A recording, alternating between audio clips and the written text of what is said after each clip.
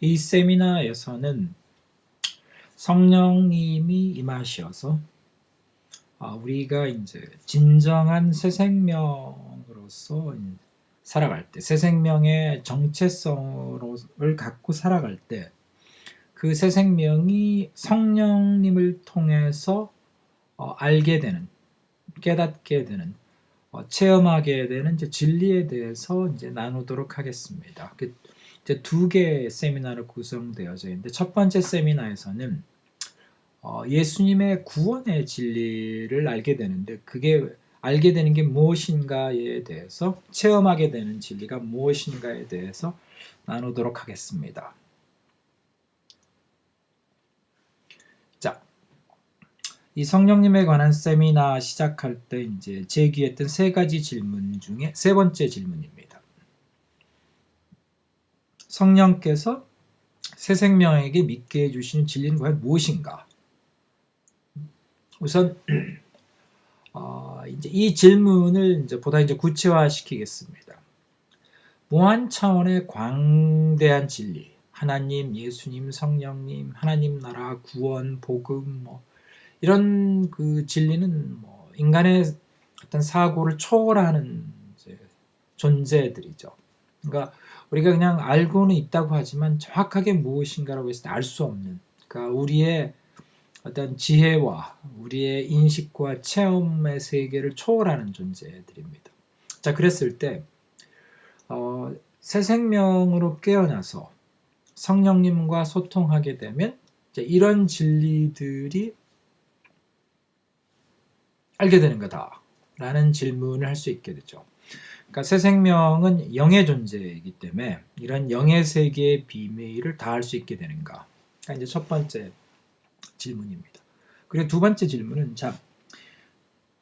자신이 새 생명, 영의 존재인 새 생명의 정체성을 믿게 됨으로써 육신에 속한 자, 그 육신은 이제 더 이상 의미가 없어지는데, 그럼 그렇게 되면 현재 살고 있는 3차원 물질 세계인 이 세상은 새 생명의 정체성을 갖고 있는 존재들에겐 다 의미 없는 곳인가?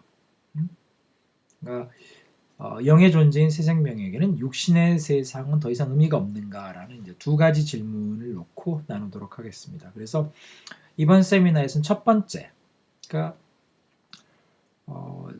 새 생명의 정체성으로 살아가는 존재가 과연 진리에 대해서, 하나님, 예수님, 복음, 이 이제 거대 진리에 대해서 과연 무엇을 알게 되고 믿어지게 되는가에 대해서 나누도록 하겠습니다.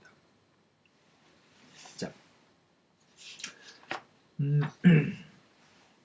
예수님의 이제 구원은 중요한 특징이 있는데, 이것이 무엇이냐면 절대불변이죠. 예수님의 구원의 그 진리는 2000년 전에 이스라엘 땅에 임하셔서 이스라엘 백성들에게 전해주신 진리가 그대로 하나도 바뀌지 않고 2000년 세월이 흐르는 동안 현세 그리고 지구 방방곡곡으로 다 이제 퍼져나갔는데 거기서 바뀌지 않았습니다. 그리고 부자와 가난한 자, 내지는 건강한 사람, 병든 자, 죄인, 의인, 이런 것들 구분 없이 완전히 동일하게 이제 적용되고 있죠. 지금. 그래서 예수님의 구원은 이제 절대불변 내지는 공평의, 절대 공평의 이제 진리입니다. 그래서 인간들이 이제 세상을 살아나가는데 인간들은 어쩔 수 없이 그 안에 존재하는 본성인 인간의 자아의 영향을 받고 살아가죠. 그래서 이 세상을 집착하고 이 세상 것들을 탐내하면서 살아가죠. 근데 이제 예수님의 은혜로 새 생명이 임하게 되면, 그리고 그 새 생명이 이제 성령과 소통하게 되면서 깨닫게 되는 진리가, 그러니까 그때 이제 영적 전쟁이 일어났죠. 그랬을 때 깨닫게 되는 진리가 하나님의 나라죠. 하나님 나라가 존재한다는 걸 깨닫게 되는 거고, 그때 그 하나님 나라를 이제 소망하게 되면서 살아가는 것이 이제 구원이죠. 그러니까 새 생명으로 거듭 태어나서 하나님 나라를 소망하는 것이 이제 구원의 이제 진리의 모습이죠. 그래서 영생을 바라보면서 현실의 세계를 살아가는 거죠.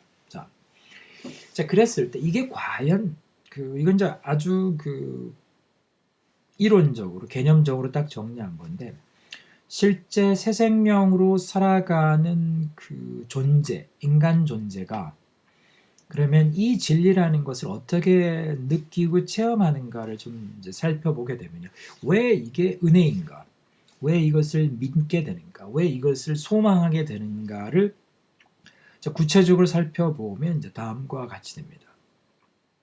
자, 성령이 임하게 되고 새 생명이 깨어나서 분리되어서 자유롭게 되어서 우리 삶과 우리 정신과 우리의 마음을 다 이제 아주 객관적으로 보게 되면, 그때는 뭐냐면 이제 그동안 우리가 볼 수 없었던 인간의 자아의 본 모습이 드러나게 됩니다. 그러니까 지금까지는 인간의 자아가 이제 주도를 했죠. 그래서 인간의 자아는 본인이 무엇인지에 대해서 알게 하지 않습니다. 주인 행세를 했죠. 그랬을 때 이제 새 생명이 들어오게 되면 인간의 자아를 이제 제3자 입장에서 이제 관찰할 수 있게 됩니다. 그렇게 되면 이 새 생명의 본질, 그 죄성이 드러나게 되죠. 우선 굉장히 이기적이라는 것을 이제 새 생명은 깨닫게 됩니다. 과거의 자신이 굉장히 이기적이었다라는 거죠. 주변에서 주변 사람들이, 남들이 그렇게 고통받든 말든 나는 나의 조그만한 기쁨을 위해서 거기에만 이제 매달려 있는 거죠. 내가 조금 불편하면 꽤 심하게 불편한 거고, 내가 조금 기쁘면 뭐 엄청 기쁜 거고, 그러니까 남의 이익을 생각하지 않는 거죠. 철저하게 이기적으로 살았던 자기 자신이 보이는 거죠. 그 이기적인 모습은 자기 가족에 대해서도 마찬가지고, 자기 이웃, 동료, 모든 사람들에 대해서 내가 너무나도 이기적이었다, 너무나도 그 사람들을 전혀 신경 쓰지 않았다라는 사실을 이제 깨닫게 되는 거죠. 그리고 또 하나는 이제 자기 자신이 너무나도 교만한 존재였다라는 것을 깨닫게 되죠. 그래서 끊임없이 남과 비교하고 있는 자신이죠. 그래서 과거 속담처럼 이웃이 논을 사면 배가 아프다라는 그 마음을 내가 갖고 있음을 깨닫게 됩니다. 그러니까 내 친구가 잘 되면 겉으로는 막 축하해 주면 속으로는 시기하게 되고, 이런 일들이 일어나는 거죠. 내가 어떤 일을 했는데 남들이 인정 안 해주면 서운하고 화가 나고 이런 일들을 하죠. 그리고 내가 무엇을 하더라도 항상 나보다 더 크게 성취한 사람, 나보다 더 높게 되는 사람들을 신경 쓰고, 그래서 그거에 대해서 스트레스 받아 하는 이제 본인의 모습을 보게 되죠. 그리고 내가 주변 사람들에게 대해서 끊임없이 배타적인 태도를 하는 게 보여지게 되죠. 그러니까 내가 이해할 수 없는 사람들, 나하고 관계되는, 나하고 다른 입장에 있는 사람들을 무시하거나 부정하거나 비난하는 자신의 모습들, 그리고 자신이 맞건 틀리건 자신이 맞다고 우겨대는 자신의 모습들을 이제 보게 됩니다. 이런 자기 자신의 모습을 보게 되면, 그리고 이것을 진짜 성령님의 은혜로 인해서 아주 처절하게 느끼게 되면, 그때는 이제 자기 자신에 대해서 이제 매우 실망하게 되죠. 더 나아가서 좌절하게 되고, 어떤 경우에 있어서는 자기 자신에서 역겨움을 느낄 정도로 혐오감을 느낄 수도 있습니다. 이것이 이제 성령님이 임하셔서 새 생명이 살아나서 그 새 생명이 인간 자아, 과거의 자아하고 완전히 분리되어서 인간의 자아를 객관적으로 냉철하게 관찰할 때, 그때 발견하게 되는 사실들이고, 그때 발견하게 느끼게 되는 감정들이 됩니다. 그래서 자기 자신을 자랑하고 싶은 마음, 자기 자신을 높이고 싶은 그것들로부터 이제 멀어지게 되는 거죠. 이와 함께 이제 더 나아가서 이 성령님의 은혜로 이제 살아나게 돼서 영안, 그러니까 진리에 대한 눈이 열리게 되면 자신의 어떤 그 죄악과 거짓뿐만 아니라 이 세상의 거짓과 죄악이 보이게 되죠. 이 세상 사람들, 이 세상 시스템, 이 세상의 가치가 끊임없이 인간적 욕망, 내지는 죄악이죠. 교만함, 욕심, 쾌락, 이기심 이런 것들을 향해서 맞춰져 있음. 그리고 그것을 향해 위해서 끊임없이 그 악의 다툼을 하고 있는 인간들을 이제 발견하게 됩니다. 그리고 이 세상 시스템들이 그런 악한 의도로 만들어진 것들로 넘쳐난다라는 것을 이제 깨닫게 되죠. 그러다 보면 이제 이 세상이라는 곳이 너무나 많은 죄악으로 넘쳐난다는 사실을 느끼게 되고 깨닫게 되고 믿게 되는 거죠.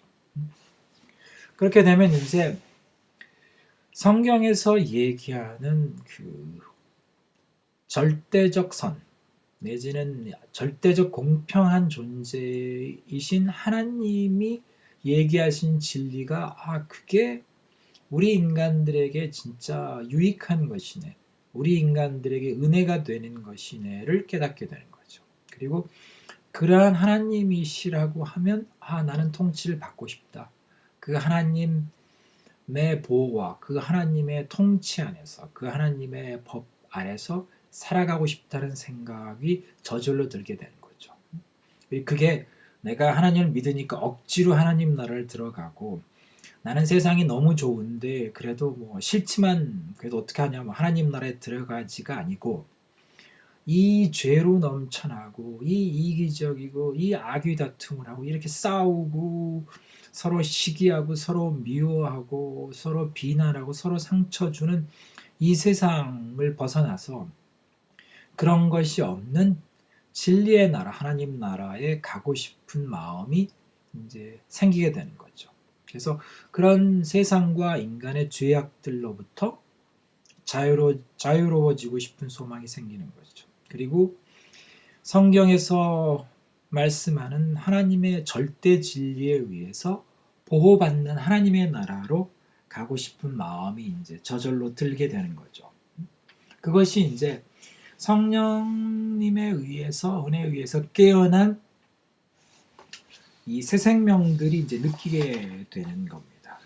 그래서 이 그림에서 처음 시작할 때 보여주던 이 그림의 이것을 이제 믿게 되고 받아들이게 되는 거죠. 그러니까 이 세상 나라의 거짓과 인간의 거짓과 이 세상의 죄악과 이 인간 자기 자신의 죄악이 느껴지고 싫어지고 역겨워지고 벗어나고 싶은 그것이 이제 보여지게 되면 그때는 뭐 강제로 하나님이 그거 하라고 해서 억지로 하는 것이 아니라 새 생명의 그 깊은 영 속에서부터 자연스럽게 하나님의 나라를 소망하게 되는 거죠. 그리고 그 아래 살아가고 싶다라는 그것을 이제 바라게 되는 겁니다.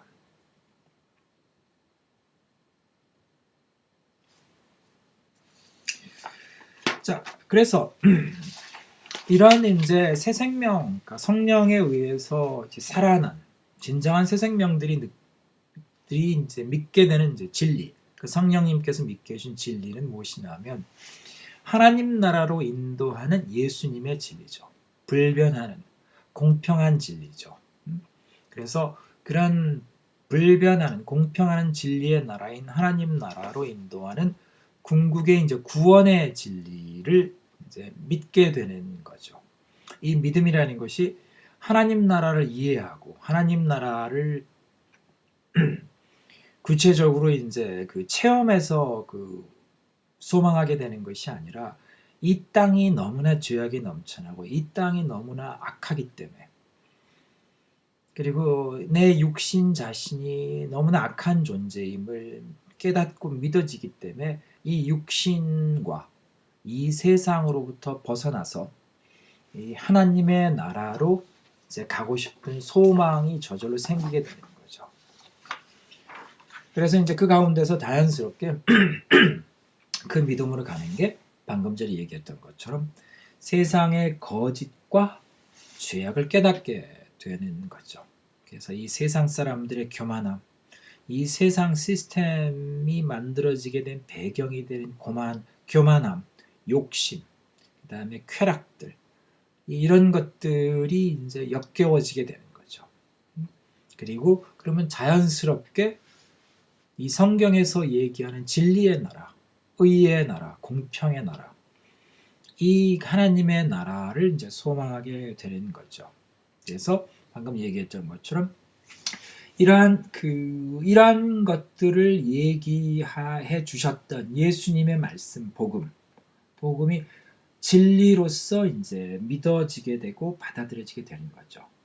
그러니까 이것은 진리를 지식으로, 그러니까 예수님의 말씀을 지식으로 이해하는 것이 아니라 내 마음, 내 영 가운데서 깊이 울려나오는, 깊게 체험되는, 애통하게 체험되는 이 내 자신의 죄악에 대한 어떤 한탄과 이 세상의 거짓과 죄악에 대한 한탄의 울림이 예수님의 말씀이 진리임을 믿게 만들거나 아니면 그게 진리이기를 소망하는 그 믿음으로 인도하는 거죠.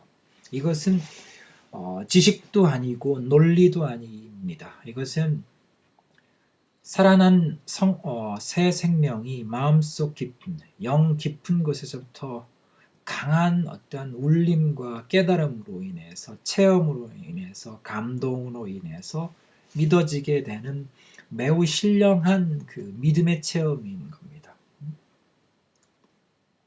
자, 그럼 구체적으로 이제 그러면 이 새 생명으로 깨어난 존재들이 이제 체험하고 느끼게 되는 이 세상에 대한 것들을 이제 잠깐 이제 살펴보도록 하겠습니다. 세상을 살아나가는 사람들은 기본적으로 이제 세상의 세상적 만족감과 기쁨을 위해서 살아가죠. 어떤 사람들은 재산을 모으는 재미에 살아가죠. 은행에 잔고가 이제 늘어나가는 것을 기뻐하기도 하고, 어떤 사람들은 직장에서 자신의 직위가 올라가는 걸 기뻐합니다. 어떤 사람들은 무엇을 수집하면 수집한 이제 물건들이 모여져 나아가는 걸 보고 기뻐하고 여러 가지를 하죠. 운동 하는 사람들은 자신의 운동에 대한 무슨 실력이 늘어가거나 실제 프로 운동선수 같은 경우에는 자신이 이제 세상적으로 인정받는 것을 이제 거기에 의미를 두거나 하고 살아가죠. 그랬을 때 이제 본질적으로 세상적 어떤 만족감, 그러니까 세상 사람들이 이제 소망하고 쫓는 것들은 이제 기본적으로 세상적 가치가 있죠. 그게 무엇이냐면 이제 그게 권력일 수도 있고 명예일 수도 있고 재물일 수도 있고 건강일 수도 있고 외모일 수도 있고 뭐 이런 것들이 다 되죠. 그래서 이제 이런 가치에 이제 의미를 둔 거죠. 그랬을 때 이제 세상적 만족감이라는 것과 기쁨은 뭐냐면 결국은 이 세상적 가치를 남들보다 더 많이 소유함이 사실은 이제 기본적인 그 만족감이죠. 남들은 전혀 신경 쓰지 않고 자신 혼자만의 이제 어떤 성취를 하는 사람들도 일부 있긴 하지만 사실은 그건 굉장히 제한된 상황에서만 일어나고 대부분의 경우에는 이제 상대적 비교를 통해서 만족해하고 기뻐하는 거죠. 그러니까 뭐냐면 위에서 방금 전에 얘기했던 세상적 가치를 더 많이 소유함으로써 인정받고 그 다음에 만족하고 기뻐하는 거죠. 그러다 보니까 삶의 목적이라는 것은 아주 단순해집니다. 그러니까 세상 삶이라는 것들이 어떻게 보면 아주 복잡다단하고 수많은 다양한 상황들이 있기는 하지만 그러나 실제 이 세상의 삶을 단순하게 간단화시켜서 보면 이러한 세상적 가치, 방금 전에 얘기했던 세상적 가치를 더 많이 소유하려는 맹목적 노력입니다. 삶이라는 게 집을 사면 뭐 일단은 처음에는 뭐 월세, 그 다음엔 전세고, 작은 집, 뭐 조금 큰 집, 뭐 조금 더 큰 집, 나중에 큰 집, 뭐 이렇게 가는 거죠. 이런 이제 맹목적 노력이라는 삶의 특징 중에 하나는 쉼이 없죠. 그러니까 이건 상대적이기 때문에 항상 내가 가진 것보다 더 많은 게 위에 있죠. 나보다 더 위에 있는 거죠. 이에 반해서 이제 사실은 행복이라는 것은 행복은 이제 엄밀하게 영적으로 깨어있게 보면 기준은 뭐냐면 이게 만족하는 거예요. 그러니까 자, 이 왼쪽에 나와 있는 세상적 만족도 만족을 해야 되는 거거든요. 그러니까 이제 만족해야 그 행복한 거죠. 그리고 감사하는 마음이 생겨야 기쁜 거거든요. 그러니까 내가 아무리 많이 가져도 부족한 것 같으면 억울하죠. 그러니까 이게 중요한 겁니다. 그러니까 내가 100만 원을 갖건 200만 원을 갖건 억을 갖건 10억을 갖건 이게 감사할 수 있어야 기쁜 겁니다. 내가 부족하고 좀 억울하면 기쁘지 않은 거죠. 왜? 더 가져야 되는데 못 가졌으니까. 따라서 이제 이런 만족과 감사가 있으면 이제 기쁨이 있죠. 어떻든 이게 기뻐야 되는 거거든요. 그래서 이제 이게 있어야 진정한 행복이 되는 건데, 그러한 기쁨이라는 것은 이제 세상 사람들이 이제 굉장히 냉철하게 봐야 될 게 뭐냐면, 내일 행복하겠다고 하는 사람은 영원히 행복할 수 없습니다. 왜냐하면 내가 오늘 100만 원 있는데 조금 더 모아서 한 150만 원 모으면 만족할 것 같아. 그래서 이제 오늘은 이제 내일 좀 더 모아야지 하고, 만약에 오늘 내일 이제 더 모으겠다라고 이제 잠이 들었다. 그럼 내일 가면 이제 50만 원 더 모아야죠. 또 아둥바둥 이제 가야 되죠. 근데 150만 원을 더 모아서 150만 원이 되면 그때는 이미 또 200만 원이 모아지고 싶은 거죠. 그러니까 결국은 진정한 만족감이나 기쁨을 누릴 수 있기 위해서는 내가 현재 얼마나 갖고 있고 안 갖고 있고가 중요한 것이나 현재 갖고 있는 거에 대해서 만족하고 기뻐하는 것이 이제 해야만 가능한 거죠.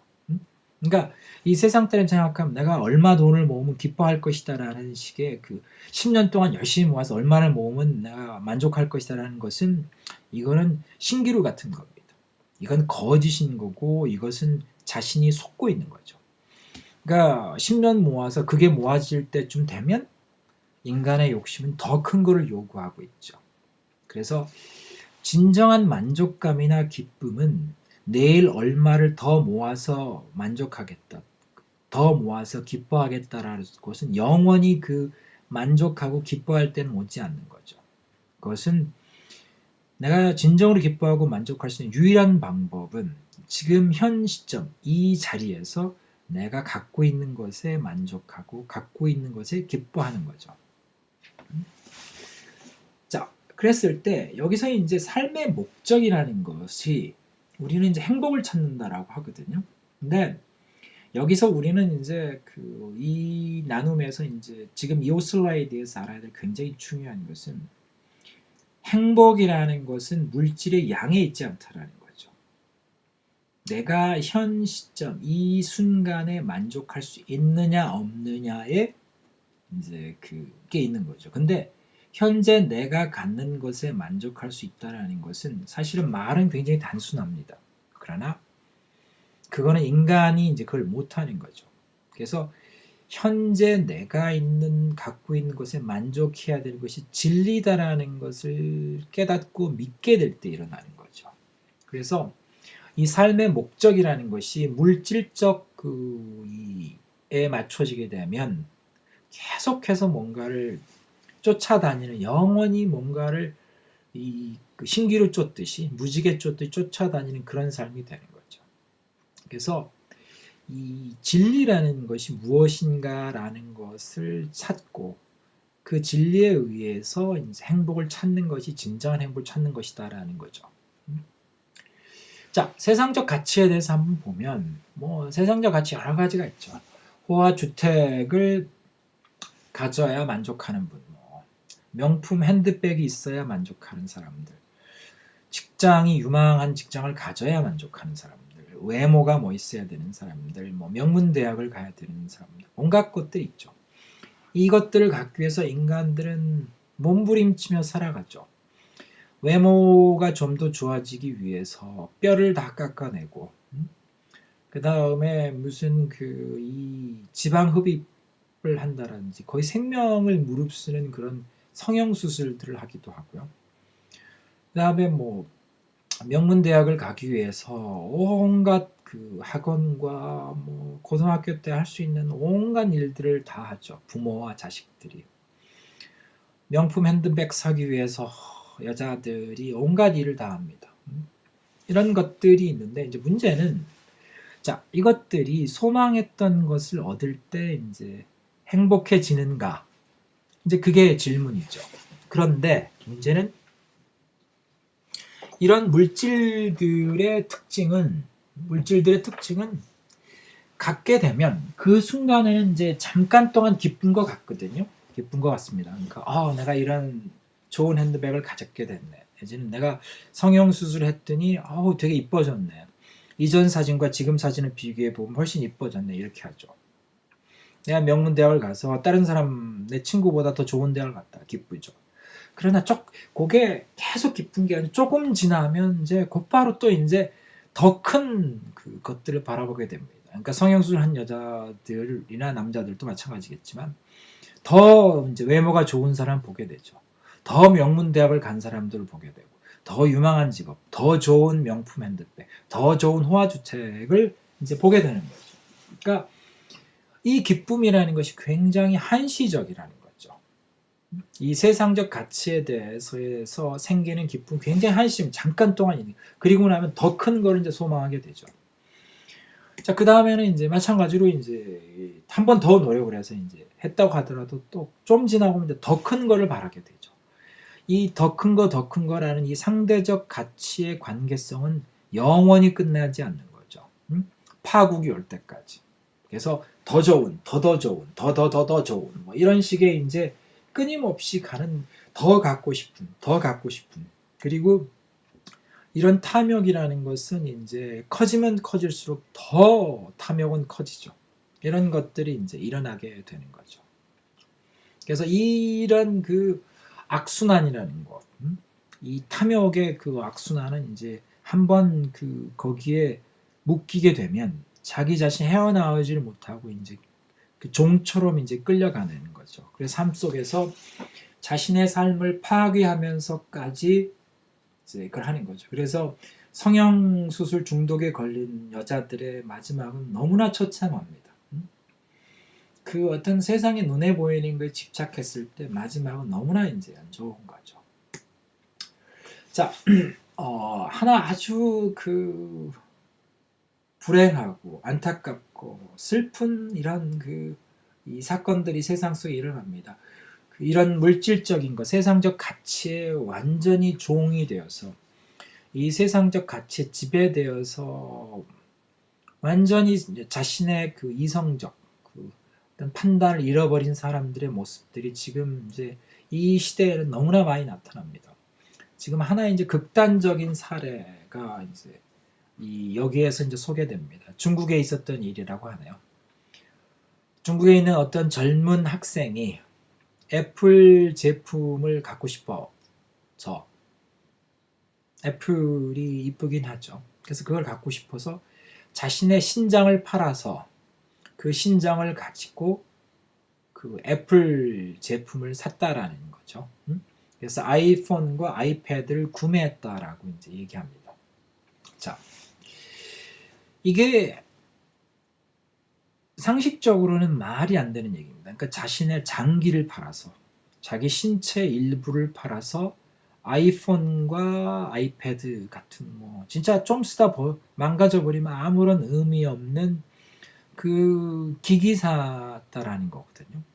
참 이게 말이 되는가? 그런데 우리가 조금만 영적으로 깨어나서 지금 현재 이 시대에 살아가는 인간들의 어리석음과 인간들이 범하고 있는 그 수많은 이 죄악들의 모습을 볼 때 보면 결국 그 뿌리에는 뭐냐 하면 이 지금까지 설명해왔던 그 세상적 가치의 지배를 받아서 상식적이고 이성적이고 논리적인 사고가 상실되어 버린 겁니다. 그냥 무조건 좋은 거죠. 그러니까 아이패드나 아이폰이 무조건 좋은 거죠. 그러니까 그걸 얻기 위해서 나는 내 삶에 어떠한 것도 희생시킬 수 있다가 이제 기본적인 그 사람의 마음 상태가 되어버린 겁니다. 그러니까 외모를 위해서는 진짜 생명이 위험한 성형수술도 가서 받는 거죠. 그런 일들이 벌어집니다. 그리고 이 좀 그 주변에 이쁜 여자가 있으면 가정이 파탄이 나더라도 그 여자하고 이제 부정을 저지르는 거죠. 내가 집을 조금 더 좋은 집을 사기 위해서 그 부정부패를 범하는 거죠. 뇌물을 받는 거죠. 그러다 뇌물에 발각되면 그 몇천만 원의 자신의 직업을 다 이제 잃게 되고 가정이 파탄이 나죠. 그래도 뇌물을 받죠. 뭐 이런 일들이라는 것들은 요새는 너무나 흔하게 일어나는 일이고 너무 많이는 일어나는 일이기 때문에 우리가 그거에 대해서 뭐 요새는 이제 신기할 정도도 아니죠. 근데 그거를 냉철하게 바라보게 되면 어떻게 그럴 수 있는가? 자신의 인생을 뭐 몇천만 원의 뇌물에 과연 이 도박을 할 수 있는가? 그다음에 뭐 이 학생 같은 경우에는 자신의 신체 일부를 그 뭐 이 스마트폰이나 아이패드 같은 태블릿 그 기기에 하고 바꿀 수 있겠는가?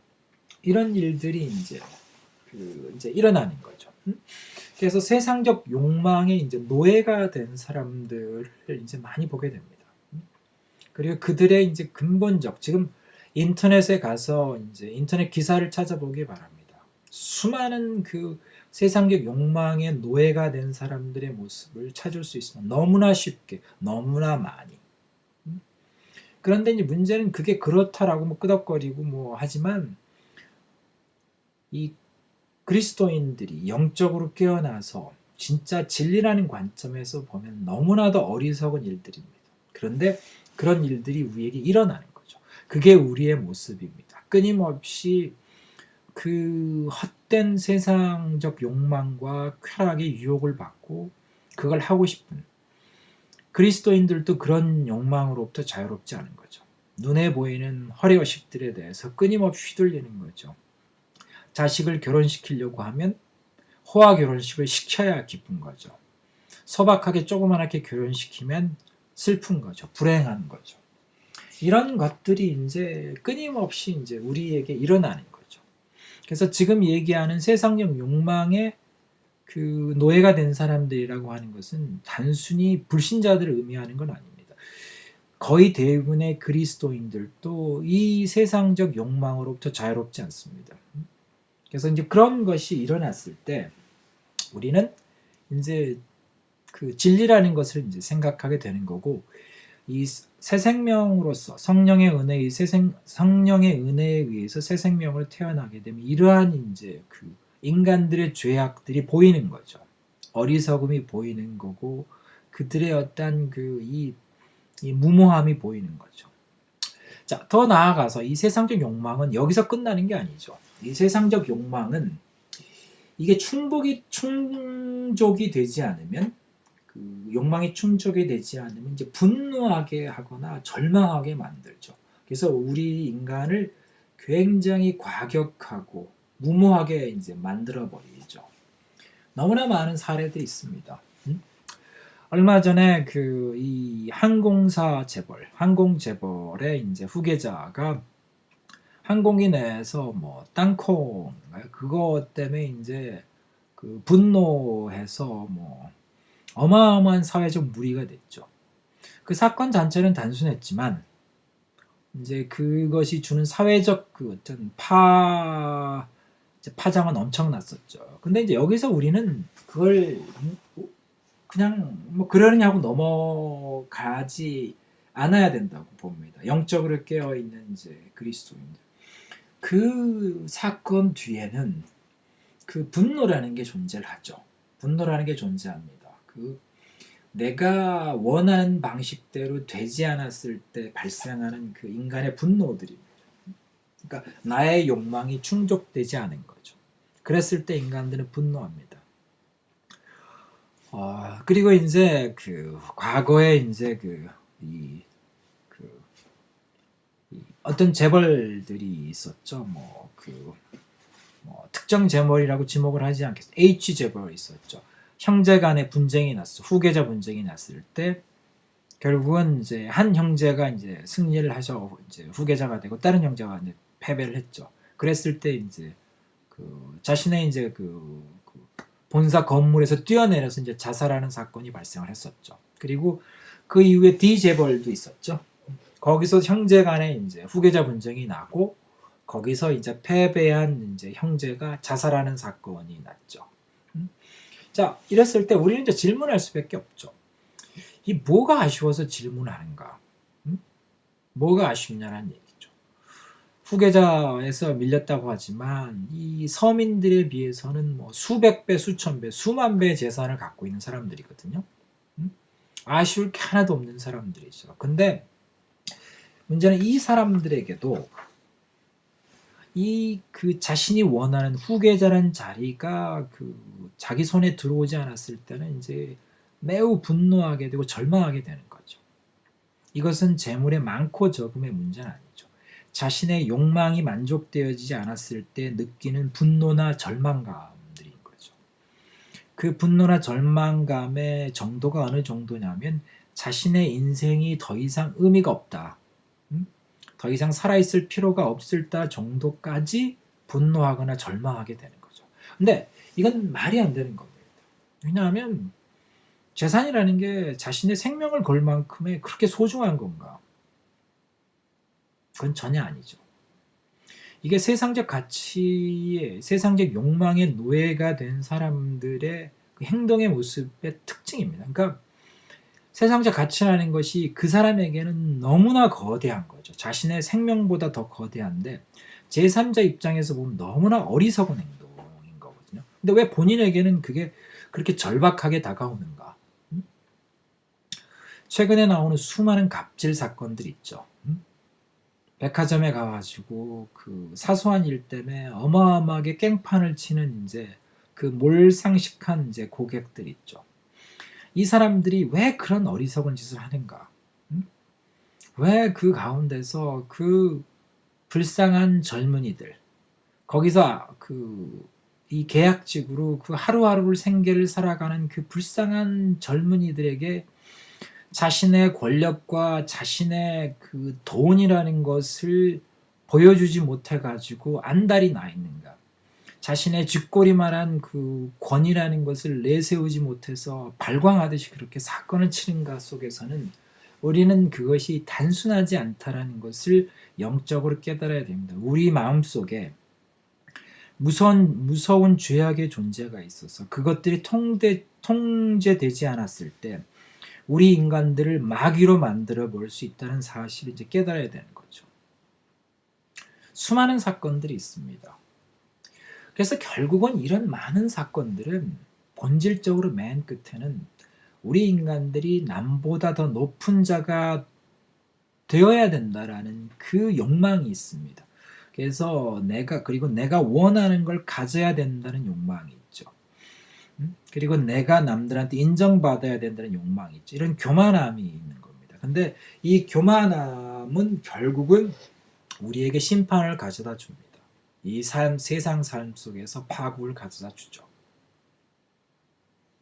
그리고 이런 이 죄악에 붙잡히게 되면 남을 비난하는 행동이 자랑이고 기쁨이 되죠. 그러니까 내가 남보다 높아져야 만족하고 기쁜데 이제 그게 안 되면 어떻게 하냐면 남을 끌어내리는 거죠.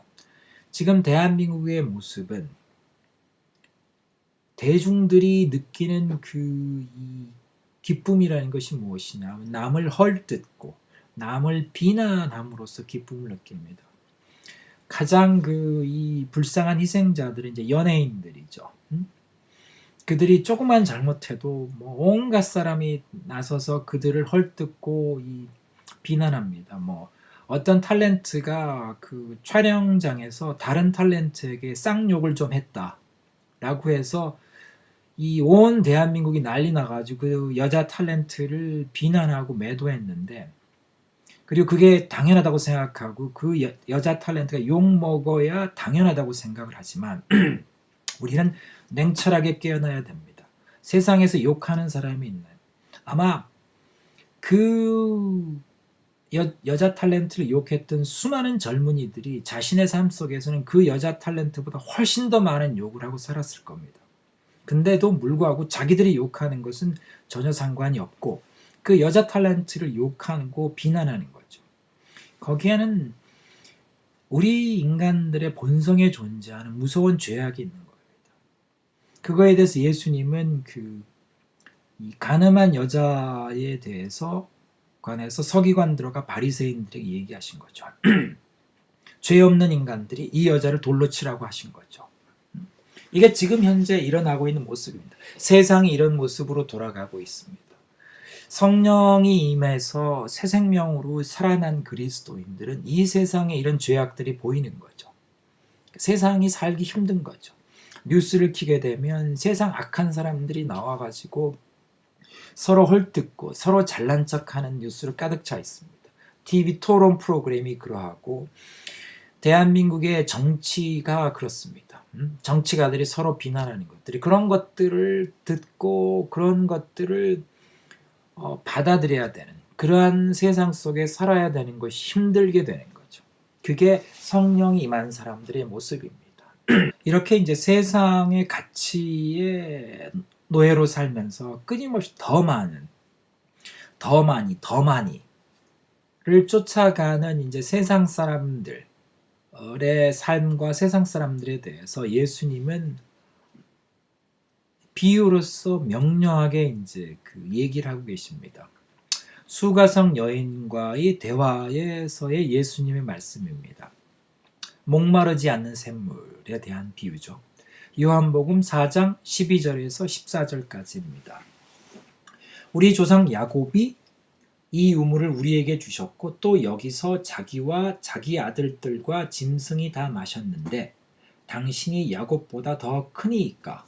이거는 이제 수가성 여인의 질문이죠. 그때 예수께서 대답하십니다. 예수께서 대답하여 이르시되 이 물을 마시는 자마다 다시 목마르려니와 내가 주는 물을 마시는 자는 영원히 목마르지 아니하리니 내가 주는 물은 그 속에서 영생하도록 솟아나는 샘물이 되리라. 이렇게 대답하십니다. 자, 여기서 예수님은 이 물을 마시는 자마다 이건 이제 세상적 기쁨이죠. 세상적 욕망에 대한 만족감이죠. 이 세상적 욕망에 대한 만족감이라는 것은 굉장히 한시적입니다. 내가 어떤 명품백을 갖고 싶다. 가지면 그날 밤 매우 기쁠 수 있죠. 뭐 한 달은 기쁠 수도 있겠죠. 아니면 1년은 기쁠 수도 있지 모르지만 남들이 더 비싼 백을 갖고 다니는 걸 보면 곧바로 슬퍼지게 됩니다. 곧바로 더 가지고 싶어지고 더 곧바로 불행하게 되는 거죠. 성형수술을 해서 좀 이뻐졌다. 더 이쁜 여자를 보게 되고 조금 있다 또 불행해지게 됩니다. 좋은 주택, 좋은 직장, 더 세상 권력 등은 항상 자기보다 더 위에 있는 사람이 존재하죠. 그래서 내가 어떤 권력을 쟁취하거나 세상 재물을 얻었을 때는 순간적으로는 만족하지만 조금 지나면 그 갖고 있는 게 식상해지고 더 큰 게 이제 바라게 되는 거죠. 그거에 대해서 예수님은 이 물을 마시는 자, 세상 물입니다. 세상의 기쁨입니다. 그거를 탐하는 자들은 계속해서 다시 목마를 것이라고 얘기하시는 거죠. 그러면서 말씀하시는 게 내가 주는 물, 이것은 진리가 주는 기쁨입니다. 를 마시는 자는 영원히 목마르지 아니하리니 이거거든요.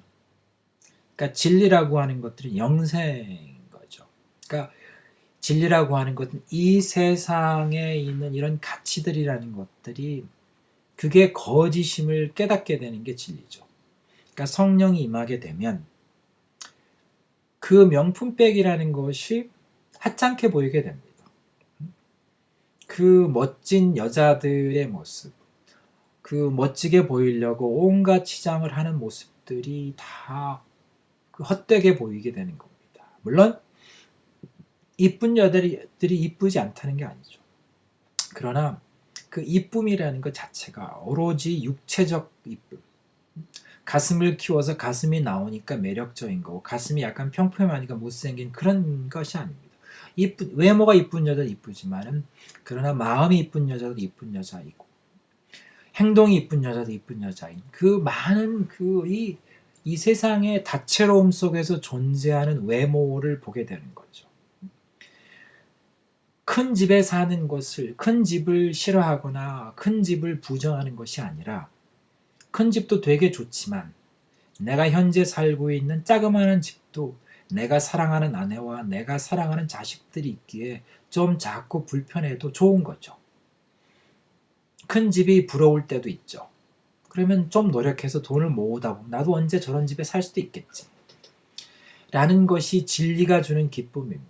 이 세상의 가치에 묶여 있는 것이 아니고 내가 현재 가지고 있고 내가 현재 누리고 있는 것들에 대해서 만족해하며 기뻐하는 것이 진리죠. 그것이 성령이 임하는 사람들이 체험하게 되는 진리입니다. 이것은 성경을 열심히 읽어서 내지는 제자 훈련 열심히 받아서 깨닫게 되는 진리가 아니고 이것은 성령님이 우리 안에서 이 진짜 살아있게 해주시는 새 생명이 이제 살아있을 때 그 새 생명이 깨닫고 체험하고 믿게 되는 진리가 되는 거죠. 이것은 지식이 아닙니다. 내 마음 속에서 저절로 우러져 나오는 그 진리인 거죠. 그 진리에 대한 기쁨입니다. 좀 못생겼더라도 이 소박하고 연약하지만 그래도 가족을 위해서 헌신하려고 하는 나의 그 평범한 아내. 이쁜 옷은 입지 못했지만 그냥 평범한 옷일지라도 그걸 입고 애에게 먹을 걸 챙기고 애를 돌보고 있는 아내를 봄으로써 아내에게서 발견하는 아름다움을 발견하는 것이 진리가 주는 기쁨입니다. 그것을 발견하는 자가 행복한 자이고 그것을 발견하는 자가 축복받은 자이라는 거죠. 내가 세상에서 미스 코리아 같은 여자를 아내로 맞이했기 때문에 행복한 것이 아니고 내가 남부럽지 않은 직장을 가졌기에 행복한 것이 아닙니다. 그것을 발견하는 것은 살아있는 새 생명이 성령과 소통해서 진리를 깨달을 때만이 얻을 수 있는 기쁨이고 그 만족감입니다. 그 진리가 주는 만족을 하는 사람들은 목마르지 않는 거죠. 내일 또 뭔가를 하기 위해서 밤잠을 설치지 않는 겁니다. 내일 다시 일어나서 또 돈 벌러 나가고 돈을 벌기 노력할지라도 오늘 밤에 집에 와서는 가족과 함께 그 짧은 시간이나마 소박한 식탁일지라도 즐기면서 그 순간에 기뻐하는 거죠. 그리고 편안하게 잠자리를 들어갈 수 있는 겁니다. 그것이 진리가 주는 기쁨이고 예수님께서 얘기하는 이 땅에 있는 인간들에게 발견하라고 하는 진리입니다. 진리가 기독교인들이나 이 대형 교회에서 얘기하는 큰 교회를 세우고 이 세상에다가 십자가를 온갖천지에 드러내는 것이 아니고 이 세상 사람들이 그 소박한 삶에 대해서 감사할 때 그 소박한 삶 속에서 하나님에 대한 그 존재를 믿고 하나님과 함께함을 믿고 하나님께 감사할 때 그때 누리는 기쁨 그걸 누리며 살아가는 것을 예수님은 우리에게 원하셨다라는 거죠. 자, 그래서 예수님은 우리에게 그 진리를 주실 때 하신 말씀입니다. 마태복음 11장 28절에서 30절입니다. 수고하고 무거운 짐진 자들아 다 내게로 오라. 내가 너희를 쉬게 하리라. 나는 마음이 온유하고 겸손하니 나의 멍에를 메고 내게 배우라.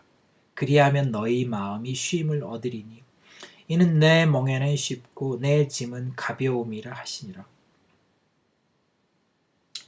이 세상 가치를 위해서 자신의 삶을 희생하고 살아갑니다. 이 세상 사람들은. 조금 더 큰 집을 얻기 위해서 그 몸부림치고 조금 더 이뻐지기 위해서 이 성형수술을 하기 위해 가지고 온갖 무리를 다하고 있습니다. 돈을 좀 더 벌기 위해서 온갖 부정을 저지르고 있습니다. 이 세상 속에서 무거운 짐을 지고 살아가는 사람들입니다. 수고하고 있는 사람들입니다. 예수님은 그들에게 본인에게 오라고 얘기하십니다. 진리로 오라고 얘기하십니다. 그러면서 예수님은 마음이 온유하다고 얘기하십니다. 겸손하다고 얘기하십니다. 우리에게 예수님의 온유함과 겸손을 배우라고 얘기하십니다. 더 큰 집, 더 좋은 옷, 더 좋은 백, 더 좋은 차가 행복이 아니라고 얘기하십니다. 그런 것들이 아니고 작은 거에 만족하고 작은 거에 기뻐하는 온유함과 겸손함을 배울 때, 예수님의 온유함과 겸손함입니다. 그걸 배울 때 너희가 마음의 쉼을 얻으리라고 하시는 겁니다. 그 진리를 받으라고 하시는 겁니다. 그 진리를 받고 살아갈 때 그 진리가 멍해가 되긴 하겠죠. 내 마음대로 세상을 살아가지 못하지만, 그렇지만 그 멍해는 쉽다라는 겁니다. 그리고 그 짐이 가볍다라고 얘기하시는 겁니다. 그래서 현재 삶에 만족할 수 있으니, 그것이 이 진리를 깨닫게 됐을 때이죠. 이 세상의 거짓과 우리 내 인간의 이 탐욕이라는 것의 거짓됨과 죄악을 깨달았을 때, 그때 발견하게 된 진리를 믿게 됐을 때, 이 현실 세계에서 현재 내가 갖고 있는 것에 만족하는 거죠. 감사하게 되는 거죠. 그때 누릴 수 있는 삶의 은혜를 예수님이 말씀하시는 겁니다. 이 길을 가기 위해서는 우리 안에 있는 자아를 부정해야 됩니다. 세상을 탐내하고 죄악의 유혹에 끊임없이 넘어가는 우리의 자아를 이겨내야 되는 거죠. 그래야 겸손한 길로 가고, 그 겸손한 길로 갈 때 우리 삶의 멍에가 가벼워지고 짐이 가벼워지게 됩니다. 그 길을 가라고 예수님을 말씀하시는 거죠. 성령님에 의해서 우리에게 임해서 살아있는 새 생명이 살아있을 때 이 진리를 깨닫게 되는 겁니다. 이거는 지식이 아닙니다. 이 세미나를 들었기 때문에 지식으로 암기하고 이거다라고 해서 누릴 수 있는 기쁨이 아닙니다. 하나님께 간절히 간구하고 성령님께 함께 하자라고 간구하고 성령님께 은혜를 구했을 때 내 마음속으로부터 저절로 우러져 나오는 진리입니다. 저절로 알게 되는 진리이고 저절로 믿어지게 되는 진리이고 우리 삶을 저절로 바꾸게 되는 진리인 겁니다. 그것이 성령님의 은혜인 거죠. 그 은혜가 임하게 되면 이때는 이제 이 그리스도인들은, 그 믿음이 임한 새 생명의 그리스도인들은 이제 자유와 평안을 이제 누리게 되는 거죠. 이거에 대해서 마태복음 6장에서 예수님은 말씀하십니다. 26절에서 34절 사이의 말씀입니다. 공중의 새를 보라. 심지도 않고 거두지도 않고 창고에 모아들이지도 아니하되 너희 하늘 아버지께서 기르시나니 너희는 이것들보다 귀하지 아니하냐. 너희 중에 누가 염려함으로 그 키를 한 자라도 더할 수 있겠느냐. 그러므로 염려하여 이르기를 무엇을 먹을까 무엇을 마실까 무엇을 입을까 하지 말라. 이는 다 이방인들이 구하는 것이라. 너희 하늘 아버지께서 이 모든 것이 너희에게 있어야 할 줄을 아시느니라. 그런즉 너희는 먼저 그의 나라와 그의 의를 구하라. 그리하면 이 모든 것을 너희에게 더하시리라. 그러므로 내일 일을 위하여 염려하지 말라. 내일 일은 내일이 염려할 것이요 한날의 괴로움은 그날로 족하니라. 이 말씀에서 예수님은 우리에게 거대한 은혜를 알려주십니다. 우리는 이 땅을 살아나가는데 깨닫지 못하는 진리 중에 하나가 무엇이냐면, 우리가 열심히 노력했기 때문에 살아간다라고 생각합니다. 사실은 노력해 살아가는 건 맞긴 하지만 우리 삶을 깊이 들여다보게 되면 우리의 노력에 무관하게 가는 일들이 대부분입니다. 사실은 부모한테 태어나는 것도 우리가 노력해서 태어나는 것은 아니죠. 부모가 우리를 그렇게 소중하게 길러주는 것도 우리가 계획하고 노력한 것은 아닙니다. 자식을 내가 그렇게 소중하게 생기고 챙기는 것이 내가 노력하고 의지로 하는 것은 아닙니다. 저절로 되어가는 거죠.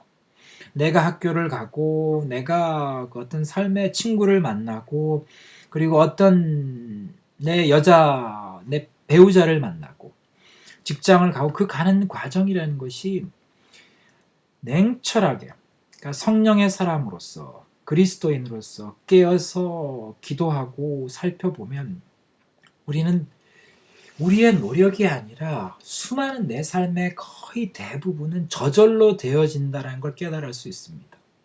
이것은 영적으로 깨어져야 됩니다. 부모와 만남, 자식을 또 얻게 되고 이 모든 것들이 우리가 계획하거나 얻으려고 해서 되는 것이 아니고 주어진다라는 것을 깨닫는 게 중요합니다. 마태복음 26장의 26절, 27절이 이제 그것을 얘기하는 겁니다. 공중의 새들을 보라는 거죠. 그들이 뭔가에 대해서 걱정하거나 뭔가를 준비하려고 하지 않도록 살아간다라는 거죠. 우리의 삶들도 비슷합니다. 물론 이 얘기는 아무것도 안 하고 집에서 딱 드러누워 있었더니 저절로 된다는 얘기는 아니죠. 학교도 가야 되고 뭐도 해야 되죠. 그러나 그 가운데서 그 내가 무엇을 하는다라는 것, 어느 길로 간다, 어떤 선택을 한다라는 그 상황을 냉철하게 보면 거의 많은 부분들은 저절로 우리에게 주어지는 것들입니다. 어떤 학교라는 것이 내가 학교를 세우는 게 아니거든요. 학교가 있는 겁니다. 그냥 그 자리에 있다 보니까 학교를 가게 되니까 가는 거죠. 여기서 그걸 얘기하는 겁니다. 우리가 염려한다고 하지만 염려함으로써 바뀔 수 있는 건 거의 없습니다. 사실은 우리가 의도하지 않더라도 자연스럽게 삶 속에 계속 오는 것들이 있죠. 그래서 예수님은 그 얘기를 하십니다. 염려함으로써 너희가 키를 한 자라도 더 잘할 수 있겠냐라는 거죠. 염려하여서 걱정하지 말라라는 것이죠. 이 세상은 우리 인간 개개인이 걱정함으로써 바꿀 수 있는 게 거의 없습니다. 그렇다고 해서 걱정을 안 한다고 해서 당장 죽는 게 아니라는 거죠. 다 안배가 돼 있다라는 거죠. 내가 가야 될 초등학교는 어딘가 다 있다라는 거죠. 중학교도 다 있다라는 거죠. 고등학교도 다 있다라는 거죠. 살아가다 보면 가게 될 거라는 거죠. 그걸 미리미리 걱정하고 내가 어느 학교를 갈 거나 하지 말라는 거죠. 그렇다고 해서 내가 가고 싶은 학교를 내가 돈 들이고 내가 노력을 해서 짓는 것은 아니라는 거죠. 그것을 믿으라는 거죠. 이 세상에 다 준비되어 있다라는 거죠. 그 길 한 걸음 한 걸음 가면 너희에게 주어질 것이라는 거죠. 그래서 여기서 그런 것이 있음을 믿으라는 거죠. 영의 눈이 깨어서 이미 세상에 하나님이 안배하신 것이 있다라는 걸 믿으라는 거죠. 너의 배우자가 있다라는 걸 믿으라는 거죠. 너의 자식이 있다라는 걸 믿으라는 거죠. 이미 다 준비되어져 있다라는 걸 믿으라는 거죠. 자, 그랬을 때 이제 이것을 믿고 안 믿고는 결국은 하나님의 살아계심을 믿느냐 안 믿느냐의 문제입니다. 그러니까 이 세상을 통치하는 존재가 있느냐 안 있느냐라는 걸 믿는 거죠.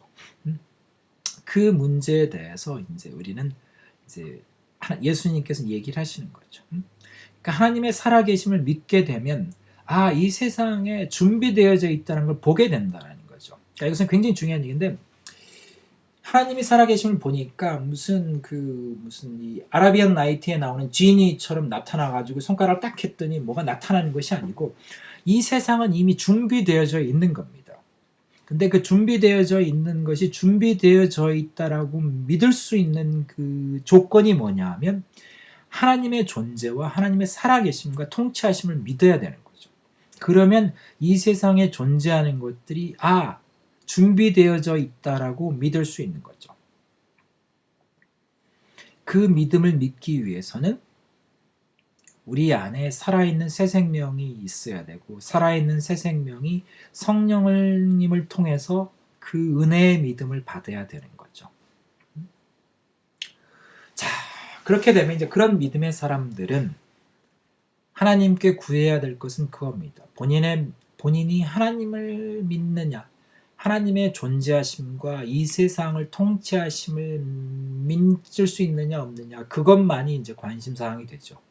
그래서 그 믿음, 그리고 그 나라, 그 통치라는 것을 구하면서 이제 살아간다라는 거죠. 그것이 본질이라는 것입니다. 이미 다 있다라는 걸 믿으라는 거죠. 이미 다 있는 겁니다. 근데 못 믿고 있는 거죠.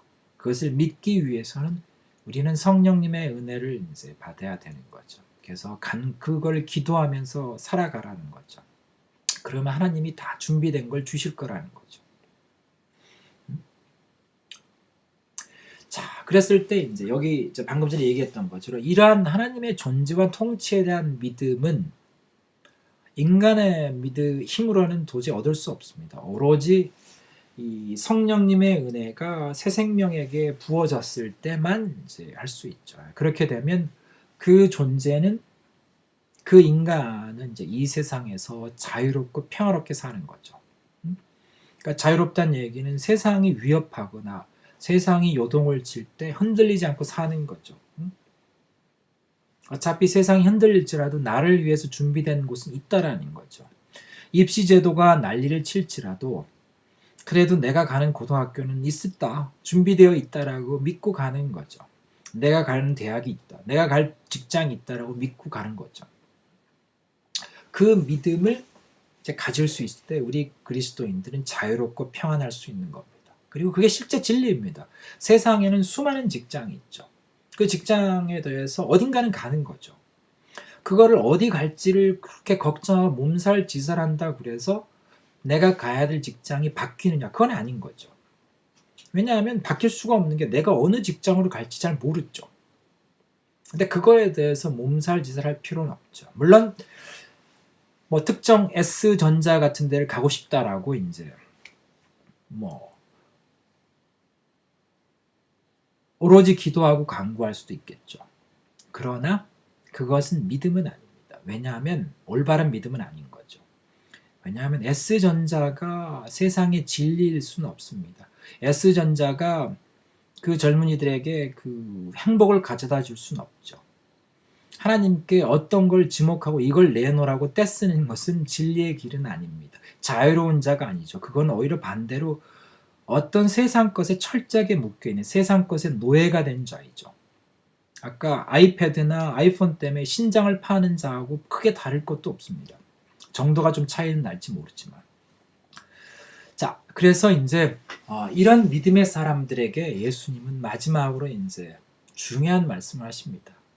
자, 다 준비가 되어 있으기 때문에 내일 걱정하지 말라는 거죠. 너의 학교도 다 있다. 너의 직장도 다 있다. 너의 가족도 다 있다라는 거죠. 내일 일을 위해서 염려하지 말라라는 거죠. 오늘 일에 대해서만 최선을 다하라는 거죠. 근데 이 최선이라는 개념은 바꿔서 얘기하면 오늘 것에 만족하라는 얘기죠. 오늘 것에 기뻐하라. 오늘 것으로서 다 마무리하라는 거죠. 내일은 내일 새로 하나님이 시작하신다라는 거죠. 내일은 다 내일을 위해서 준비되어져 있다라는 거죠. 그거를 믿으라는 거죠. 그걸 믿을 때 너희는 자유와 평안 속에 산다라는 거죠. 성령님이 우리에게 은혜를 주셨을 때, 새 생명이 살아나서 그 은혜를 받았을 때 이 믿음이 가능합니다. 이 세상의 어떤 가치와 이 세상의 어떤 부귀 영화로도 얻을 수 없는 축복입니다. 예수님의 복음의 진리만이 줄 수 있는 이 자유와 평안의 축복입니다. 그러면서 예수님은 이제 산상수훈 6장에서 또 다른 이제 중요한 경고를 하십니다. 이 진리의 말씀과 함께 6장 24절입니다. 한 사람이 두 주인을 섬기지 못할 것이니 혹 이를 미워하고 저를 사랑하거나 혹 이를 중히 여기고 저를 경히 여김이라. 너희가 하나님과 재물을 겸하여 섬기지 못하느니라. 이 얘기를 하십니다. 자, 여기서 이제 굉장히 중요한 얘기거든요. 새 생명이 믿는 존재는 하나님입니다. 그리고 하나님의 나라죠. 영의 세계입니다. 이 영의 세계와 그다음 재물은 이제 육신과 자아가 믿는 세상적 가치죠. 이 두 개를 동시에 섬기지 못한다는 것은 우리 그리스도인들, 믿음의 사람들, 성령의 사람들은 명확히 알아야 됩니다. 성령의 사람도 재물을 싫어하는 것은 아니죠.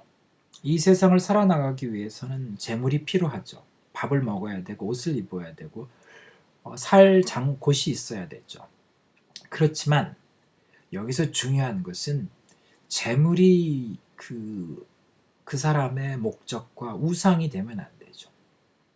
그러니까 내가 재물이 없음으로 인해서, 내가 재물이 부족함으로 인해서 불행하고 이 세상의 삶의 가치가 없다라고 느껴진다라면 그 사람은 살아있는 새 생명의 사람이 아닙니다. 성령이 함께하는 사람이 아니죠. 재물이 없으므로 불편해할 수 있죠. 재물이 없어서 힘들어할 수 있습니다. 그게 재물을 더 모으기 위해서 노력할 수도 있죠. 성령의 사람이라고 그래서 재물을 버리라 이런 건 아니라고 봅니다. 그렇지만 재물을 지금 갖고 있는 거에 만족하지 못해서 더 아귀처럼 더 모으고 더 모아야만이 직성 풀리는 사람이라고 하면 그 사람은 하나님을 믿는 사람은 아니라는 말씀인 거죠. 재물은 필요한 만큼 있으면 된다는 거죠. 그리고 그 재물이라는 것도 살아가는 가운데서 하나님이 안배를 하실 거라는 것을 믿으라는 거죠. 실제 없다고 해서 걱정하고 몸살지사를 해봐야 어차피 재물이 없는 건 없는 거라는 사실을 알라라는 거죠. 너희가 걱정해봐야 소용이 없다라는 거죠. 너희가 재물을 우상 숭배하듯이 숭배하고 걱정하고 모으려고 난리치지만 그것이 너희에게 주어지는 건 아니라는 것을 알라라는 거죠. 그래서 이 새 생명의 사람은 자신의 마음을 점검해 봐야 됩니다. 내가 진정으로 재물에 묶여 있는 자인가? 재물 아래서 노예처럼 살아가는 자인가를 이제 점검해 봐야 됩니다. 만약 그렇다고 한다면 그 사람은 성령의 은혜를 입고 있는 이 살아있는 새 생명의 존재는 아닌 거죠. 이것은 기도와 이제 간구 그리고 회개가 중요하죠. 회개로서 하나님께 새 생명이 살아나게 해달라는 것과 성령께서 함께 해주셔서 은혜를 주시기를 간구해야 되는 거예요. 그래서 진리를 믿게 해달라는 거죠. 진리를 믿는 존재는 재물에 연연하지 않습니다. 왜냐하면 진리는 하나님의 나라죠. 어차피 가난하거나 부자거나 한 세상 살다가 짧은 시간 지나고 나면 이제 죽게 되는 겁니다. 그렇게 되면 우리는 그 진리 앞에 이제 마주보게 되는 거죠. 이 죽음 너머에 영생이 있다라는 것을 믿고 있는가 안 믿고 있는가라는 질문을 받게 될 겁니다. 죽음 앞에서. 그랬을 때 평생 재물에 집착하고 사는 그리스도인들이 저는 진리를 믿었습니다라고 떳떳하게 얘기할 수는 없습니다. 이거에 대해서는 우리는 깨어 있어야 됩니다. 우리는 죽음 앞에서 마주할 때 우리가 질문을 받았을 때 어떤 대답을 할지를 명확히 우리는 준비하고 살아야 됩니다. 나는 무엇을 믿고 살았는가? 나는 진리를 믿고 살았는가? 나는 세상을 믿고 살았는가에 대해서 우리는 답변을 해야 됩니다. 그 답변을 준비해야 되는 거죠.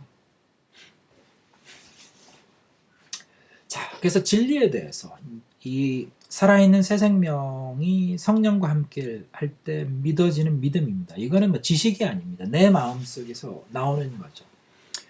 그 진리에 대한 그리고 이 하나님의 나라에 대한 예수님의 말씀입니다.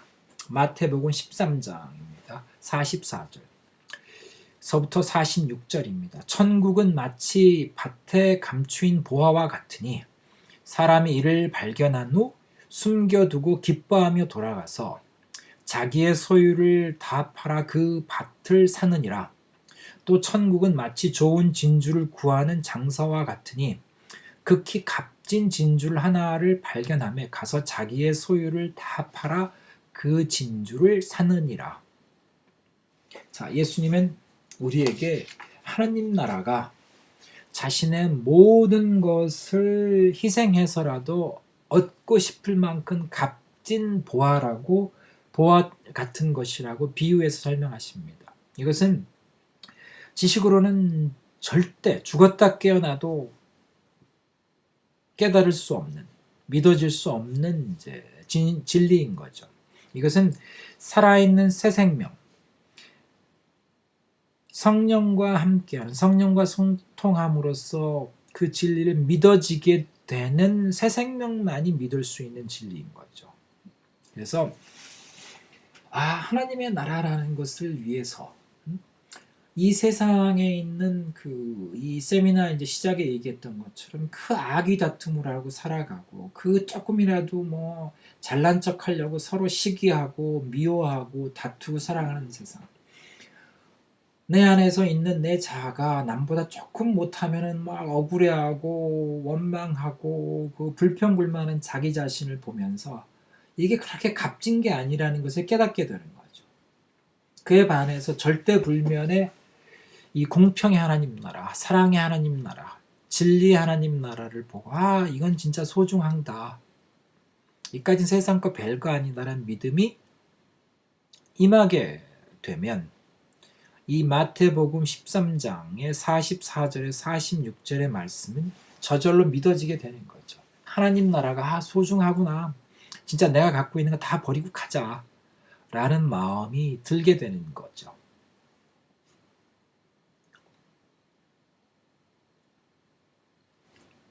여기서 이제 이 천국과 이 세상에 대한 비유를 이제 예수님께서 드신 거죠. 자,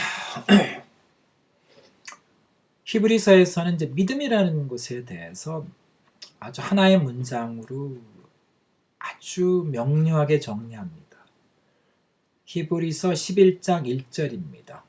믿음은 바라는 것들의 실상이요 보이지 않는 것들의 증거니. 자, 살아있는 새 생명이 성령님의 은혜로 인해서 이 세상의 본질, 인간의 본질, 죄악된 본질, 거짓된 본질을 발견할 때, 그때는 우리는 진리를 소망하게 됩니다. 하나님을 소망하게 됩니다. 예수님을 소망하게 되며 복음을 소망하게 되죠. 그것이 믿음이라는 거죠. 진리를 소망하게 되는 것이 이제 믿음인 것이죠. 그리고 이 소망하는 것은 세상 육신으로서 보거나 듣거나 체험할 수 있는 것이 아니고 오로지 새 생명이 영으로서 믿을 수 있는 것이죠. 믿을 수 있는 진리라는 것을 얘기하는 겁니다. 새 생명이 임하게 되면 이러한 진리를 소망하게 되고 이러한 진리를 보이지 않더라도 믿게 된다라는 것을 얘기하는 것입니다.